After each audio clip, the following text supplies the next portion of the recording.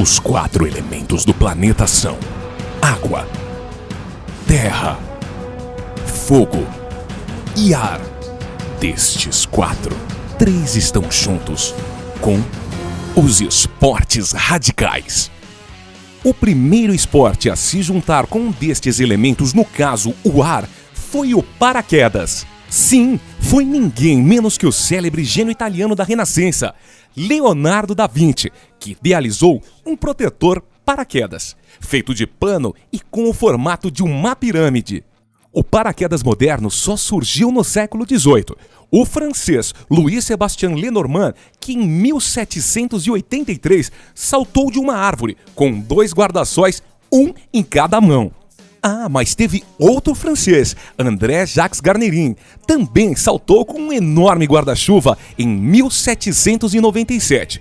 Ele simplesmente amarrou essa estrutura num balão e saltou de uma altura de 1000 metros no Parque Monceau, em Paris. O paraquedas acabou sendo mais utilizado pelos militares, sim, pelos militares, principalmente na Segunda Guerra Mundial, onde foram os alemães que tiraram o máximo proveito da invenção, que não deixava de ser, claro, um esporte radical, porque naquela época nunca se sabiam onde iriam cair. E foi daí que o homem começou a desmembrar este invento e criou em seguida algumas formas diferentes de voar radicalmente. Primeiro veio o parapente. E logo em seguida o paramotor. Este último é um parapente com motor, podendo decolar e aterrissar sem depender apenas do elemento ar, mas com o mesmo radicalismo usual do parapente. E existe também combinações, que é o caso do kitesurf, onde usamos o elemento ar e água para desenvolver este esporte radical. O elemento água. O elemento água se juntou com um dos esportes radicais mais praticados do mundo, o surf. A origem do surf é disputada entre os povos peruanos e polinésios. A prática já era conhecida pelos povos polinésios, que povoaram grande parte das ilhas do Oceano Pacífico, além do litoral pacífico das Américas. Dizem por aí que o surf foi introduzido no Havaí pelo rei polinésio Tahito. O primeiro relato escrito foi feito pelo navegador inglês James Cook, que gostou do esporte por se tratar de uma forma de relaxamento. É isso, uma forma de relaxar. Acreditava-se também que, ao fabricar as suas próprias pranchas, se transmitiam todas as energias positivas. E quem seria o pai do surf moderno? Muito fácil. O havaiano Duke Paola Kahanamoku. Ao ganhar a medalha de ouro na natação nos Jogos Olímpicos de 1912 em Estocolmo, o atleta disse ser um surfista e, desse modo, passou a ser o maior divulgador do esporte no mundo, o surf. Por volta da década de 40, este esporte era muito popular no sul da Califórnia. Mas o surf moderno foi marcado pela apresentação de novos modelos de pranchas, como a prancha Twin Fin, de Mark Richards, criada em 1980, e depois pela prancha Tree Find, criada por Simon Anderson, isso em 1981.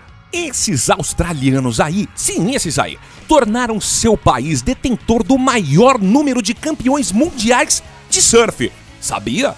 Mas hoje pode-se afirmar que o surfista mais conhecido do mundo é o floridense Kelly Slater, que soma 11 títulos mundiais. Já na terra do samba, sim, o Brasil, as primeiras pranchas chegaram pelas mãos de turistas e funcionários de companhias aéreas. Sabe-se que no Brasil o esporte foi desenvolvido e começado em Santos, com nomes como Thomas Ernest, João Roberto Suplicy. Agora, Thomas Ernest, americano, trouxe dos Estados Unidos, sim, o primeiro exemplar da revista chamada Popular Mechanic. E um dos artigos desta revista ensinava como se fazer uma prancha. E foi o que Thomas fez. Ajudou os amigos a produzirem suas tábuas havaianas. As pranchas tinham 3,60 metros e pesavam 80 quilos. Era muito peso. Já em 1952, Um grupo de cariocas liderado por Paulo Preguiça, Jorge Paulo Lerman, Irencir Beltrão, esses malucos começaram a descer as ondas em Copacabana com pranchas de madeirite. Isso mesmo, pranchas de madeirite. Assim o esporte começava a se popularizar. E as primeiras pranchas de fibra de vidro importadas da Califórnia só chegaram ao Brasil em 1964. O elemento terra. Sim, o elemento terra, o skate.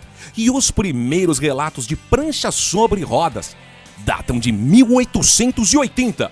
Mas a patente do skate só foi registrada em 1936. Antes de ser produzido em escala industrial, a partir de 1959, os skates eram fabricados em casa, com crianças e adolescentes, encaixando rodas de patins em tábuas e caixotes. Sim, nos anos 60, o brinquedo virou mania nacional nos Estados Unidos. E assim, quando não tinha ondas, tinham ruas, asfaltos e calçadas.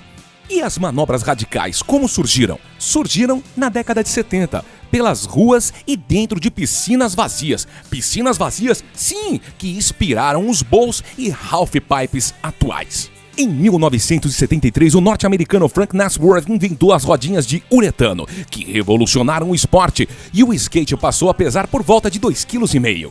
Em 1979, Alan Gelfand inventou o Ollie Air. Ollie Air? Sim, a manobra com a qual os skatistas ultrapassam qualquer obstáculos elevados. E é a base de qualquer manobra. A partir disso, o skate nunca mais foi o mesmo. Tom Wally, quem é esse cara? Sim, um cara que revolucionou as manobras e foi uma figura importantíssima na história do skate na década de 70. Ele é mais conhecido pela assinatura de manobras como wall rides e backside airs. Já em 1980, um dos revolucionários do esporte, principalmente na modalidade freestyle, foi Rodney Mullen. Rodney desenvolveu várias manobras, como kickflip, hell flip, hard flip, Casper, dark slide, rock slide, body varial, nollie flip, underflip, primo, remo, varial flip, inward, hell flip, 360 flip, frontside flip, backside flip, varial, hell flip, frontside hell flip, backside hell flip e etc. Já o mito Tony Hawk inovou a maneira como os skatistas devem abordar, sim, o temido halfpipe, sempre procurando ultrapassar os limites de criatividade e dificuldade de execução das manobras. Nos anos 90, o carioca Bob Burkinst elaborou a última grande evolução no skate, o Sweet Stance Vertical. Essa é a técnica de praticar skate com a base trocada. Já era difundido na modalidade street, mas Bob foi o primeiro a popularizá-la na modalidade vertical. A partir daí, o skate passou a não ter mais lado. O skate, bom, ele é formado por 8 partes, todas fundamentais para um bom funcionamento. São elas: shape mesa, trucks, amortecedores, rodas, rolamentos, parafusos e lixas. Vamos falar agora das suas modalidades, que são Street Freestyle, Vert ou Vertical, Halfpipe Pull Riding, Big Air, Downhill Stand-Up, Downhill Slide e Mini Rampas. Já na terra do samba, o skate chegou com o apelido de Surfinho. É, Surfinho! Isso foi em 1968. E a primeira pista foi construída 8 anos depois em Nova Iguaçu, no Rio de Janeiro. O skate é hoje o 7º esporte mais praticado no Brasil. Não se fala em doping na prática do skate, mas existem relatos que alguns campeões usaram de tais substâncias alucinógenas antes de competições. Será? Meio mancando, aí eu olhei assim o chão, assim, eu falei, olha que é isso, né? Esse cogumelo. Eu pensei, pô, os caras falam que isso daqui deixa muito louco, né? Não é que eu tô ferrado mesmo, um pé ruim, não vou correr, eu vou comer esse cogumelo. Comecei a comer, e o negócio não dava nada, né? E eu tô comendo. Daqui a pouco, rapaz, senti um calor assim, velho. Comecei a achar tudo engraçado e comecei a rir, não parava. Eu queria parar e não conseguia, estar chorando de rir. Eu sei que eu saí do carro, peguei meu skate e saí andando na Dutra. Skate cheio de caminhão. Mas nessa viagem toda, eu esqueci do meu pé. Já não tinha mais dor. Eu falei, nossa. Aí eu fiquei a noite inteira zoando, porque a gente não tinha essa frescura de dormir pra acordar cedo do campeonato, não. Era a noite inteira zoando e chegando atrasado no campeonato. De ressaca, aí começava a andar e já metia um Guaraná em pó pra dentro e já ficava tudo certo. Meu, fui dito e feito. Cheguei no campeonato, aí já passei ainda uma pomada Calminex, de uso veterinário pra cavalo. Passei e comecei a andar com a galera. Fui andando. Fui me aquecendo, fui andando, cara. Daqui a pouco tava uma maravilha meu pé. Tá sentindo nada. Não senti também efeito mais do cogumelos. Só efeito do skate na veia. E foi andando. Aí fui correr o campeonato. Pulou de cima do muro, pulou de cima da casa, pulou de cima do wall ride, fez o que tinha que fazer. Depois no final deu um flip. Pá! Ganhou. Foi campeão brasileiro. Aí... Apesar de tantos casos na era moderna, o uso desse artifício ilícito vem desde os Jogos Olímpicos da Grécia, 3 séculos antes de Cristo, quando atletas tinham o baço retirado. Acreditava-se que os maratonistas obteriam melhores resultados sem o órgão. Voltando um pouquinho ao elemento água, o surf. No doping, o campeão mundial Kelly Slater alegou estar disposto e a favor dos testes na ASP.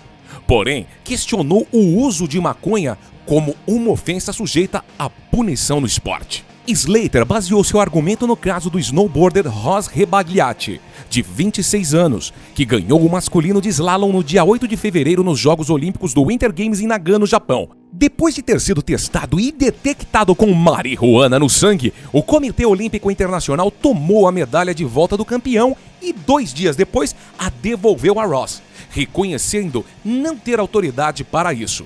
Kelly Slater, vendo essa história, analisa e fala: bom, foi meio ridículo. O cara ganha e eles tiram a medalha dele porque ele estava fumando maconha. Isso seria trapacear? Será? Bom, não sei. Parece uma coisa boba pra mim. E assim, os elementos da natureza se juntaram aos esportes radicais. Uma dúvida paira: será que há fogo ainda?